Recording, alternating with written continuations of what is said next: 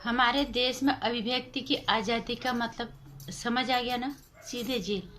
और अभिव्यक्ति की आज़ादी किनको है? लुटियन गैंग को, लुटियन गैंग के जो पत्रकार हैं उनको। तो समझ में आ गया होगा अभिव्यक्ति की आज़ादी का मतलब क्या रह गया हमारे देश में, जबकि बीजेपी को हम फुल बहुमत के साथ समर्थन के साथ हमने 30 सीटें देके केंद्र में बिठाए, तब इस देश के ये हाल है। जबकि चंद राज्यों में ही लुटियन गैंग वालों की सरकार के समर्थकों की सरकार है, वहाँ जब ये हाल है तो सोच लो, अगर सारे पूरे देश में अगर इस तरह की सरकार आ जाएगी, कांग्रेस समर्थित सरकार आ जाएगी, तो फिर एक आदमी, आम आदमी का तो फिर जिंदा रहना भी मुश्किल हो जाएगा। ये तो तय है। नमस्कार, स्वागत है आपका मेरे चैनल नंदिनी जी में। मैं हूँ नंदिनी। अभिव्यक्ति की आज़ादी का मतलब तो समझ में ही आ गया होगा। और वो अर्णव गोस्वामी जो किसी और के लिए लड़ा, जो हम लोगों के लिए लड़ा, जो इस देश के लिए लड़ा, जो अन्याय के खिलाफ लड़ा, जो असत्य के खिलाफ लड़ा है, उसका क्या हाल है? कोई हमारे अगल बगल का आदमी नहीं है कि जिसे हम पहचानते नहीं है। जाना माना पत्रकार है जिसने लुटियन गैंग की लुटिया डुबा दी, तो उस पर टीआरपी कैंप का स्कैम लगाया गया उद्धव ठाकरे सरकार के द्वारा। अब उसको अंदर ले जाया गया और अभिव्यक्ति की आज़ादी सिर्फ लुटियन गैंग के पत्रकारों को रह गई है बस, और जो लुटियन गैंग के जो समर्थक हैं उनको रह गई। अभिव्यक्ति की आज़ादी किसको है? महानायक अमिताभ बच्चन को। केबीसी के हॉट सीट पे बैठ के नेशनल टेलीविजन पे वो हमारे देश के हिंदुओं के भावनाओं को आहत करते हैं, हमारी धार्मिक आस्थाओं को ठेस पहुंचाते हैं। उनको पूरी आज़ादी है कि वो कुछ भी बोल सकते, क्योंकि वो महानायक है। उनको महानायक बनाने वाले बेवकूफ़ भी तो हम ही थे, अब भुगत रहे ना। उसके बाद वो केबीसी की हॉट सीट पे हिंदू की हर चीज़ उन्हें गलत लगती है।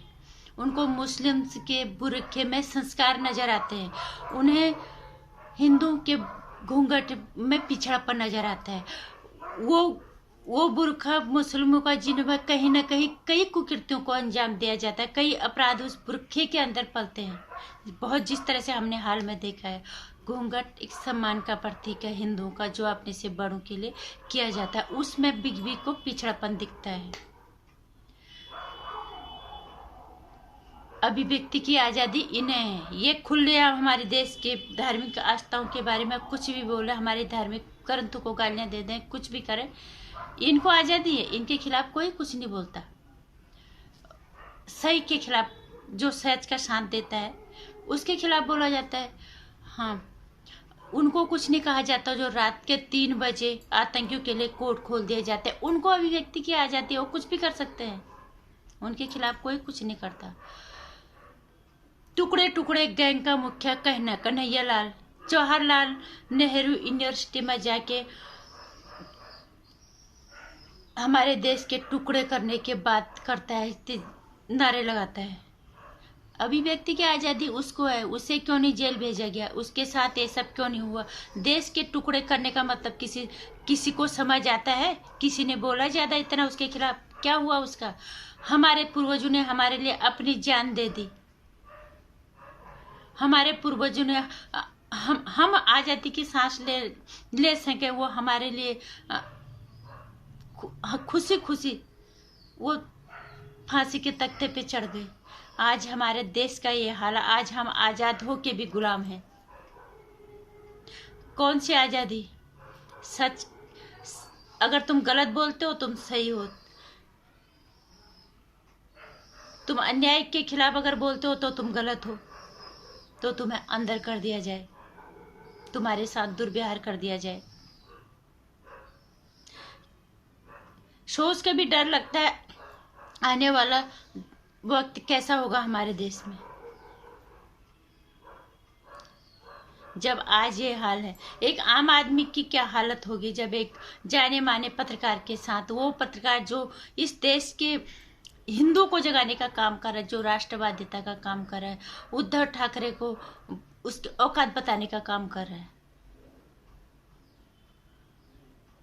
उस इंसान के लिए लड़ रहा है जिसको सबने वो मान लिया था कि ये आत्महत्या का, जिसने आत्महत्या कर ली वो दूसरों के लिए लड़ा है, वो राष्ट्रवादी विचारधारा लोगों के अंदर भरने की कोशिश कर रहा है, वो अन्याय के खिलाफ लड़। जब उसके ये हाल है तो एक आम आदमी के क्या हाल होंगे, आने वाला वक्त कैसा होगा समझ में आ रहा है। जब हम बीजेपी को सत्ता में लाए थे, हमें ये लगा था कि कम से कम ये सब चीज़ें हमें नहीं भुगतनी पड़ेंगी, लेकिन वही हो रहा है आज।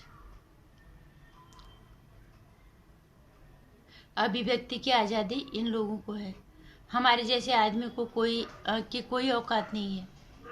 जब अर्णव गोस्वामी जैसे पत्रकार की ये हालत हो सकती है तो हमारी क्या हाल, हमारी औकात कितनी है। अमिताभ बच्चन महानायक है, उसको वो कुछ भी बोल सकता है हमारे देश के बारे में, नेशनल टेलीविजन पे बैठ के वो कुछ भी बोल सकते हैं।